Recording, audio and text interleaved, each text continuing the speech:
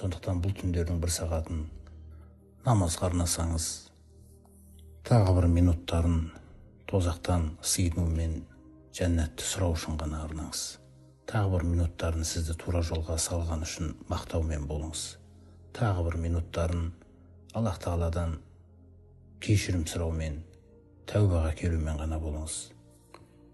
Тағы бір минуттарыңызды отбасы мүшелеріңізге арнап, салиқалы отбасы қылуын тілеңіз. Тағы бір минуттарыңызды күллі туысқандарыңызды тізіп, соларға тура жол тілеумен болыңыз. Тағы бір минуттарыңызда қандай да бір ауырып қалған туысқандарыңыз болса, бастарында бір тауқымет болып жатқан туысқандар болса, соларға арнаңыз.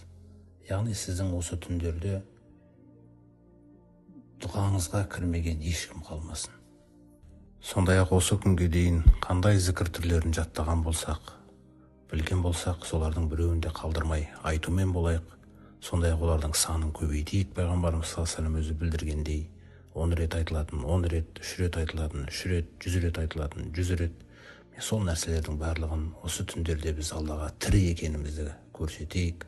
Осы түндерде біздің уайымымыз бар, біздің мақсатымыз бар екендігін, осылайша Аллах Тағаланың назарына ілігуіміз, Аллах Тағалаға осылай көрінуіміз, құрметті жамағат. Міне бұның барлығы ертеңгі дүниеде де, ақыретте де болашағымыздың жақсы болатындығының талабы, уайымы, дұғасы.